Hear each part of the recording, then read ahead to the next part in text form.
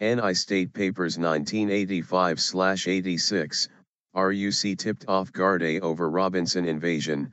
The Royal Ulster Constabulary tipped off police in the Republic of Ireland, Gardai, about a loyalist incursion into Clontibret, County Monaghan in 1986, according to files just released. The loyalists included the then deputy leader of the DUP, Peter Robinson. A note to the British ambassador to Dublin refers to about 150 loyalists, some wearing paramilitary uniforms and carrying cudgels invading Clontibret. They daubed slogans on a garda station and injured 2 officers.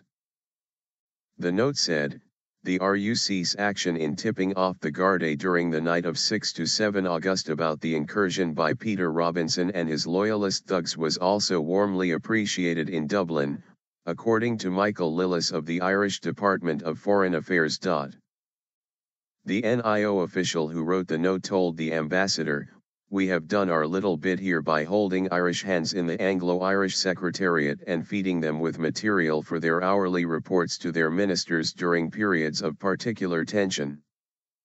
The report notes that the crowd dispersed when police fired shots into the air.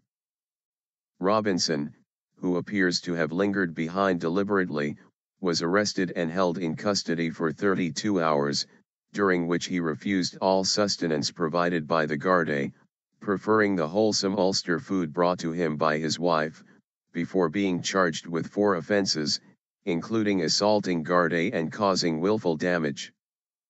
The official noted that Mr. Robinson was granted bail to appear in court in Dundalk on August 14.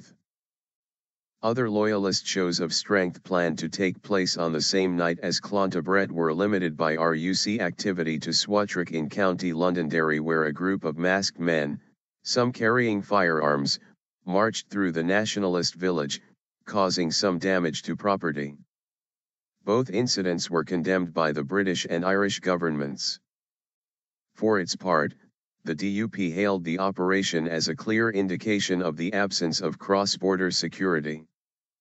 A separate file reveals that Peter Robinson and his party leader, Ian Paisley, felt they narrowly escaped with their lives following a court appearance in the Republic of Ireland over the Clontibret incident.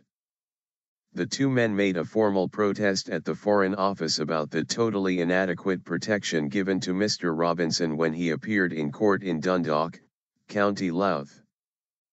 Dundalk riot. There was a riot in Dundalk as Mr. Robinson appeared in court. Riot in Dundalk. The DUP leadership complained they were given inadequate protection in Dundalk. Line what happened in Clontibret?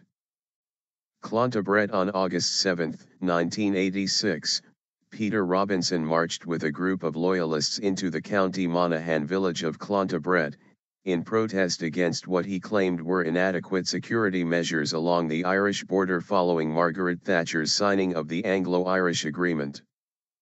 The agreement had given the Republic of Ireland a constitutional role in the affairs of Northern Ireland for the first time.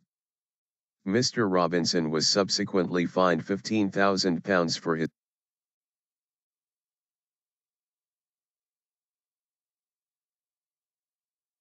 Mr. Robinson was subsequently fined £15,000 for his role in the protest.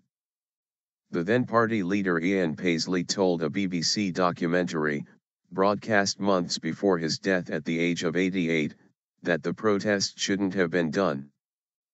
When asked if there was a feeling within his family then that Mr. Robinson had been making a leadership challenge, Mr. Paisley was out of the country at the time, he replied, "Everybody has a right to decide for themselves what their answer to that is."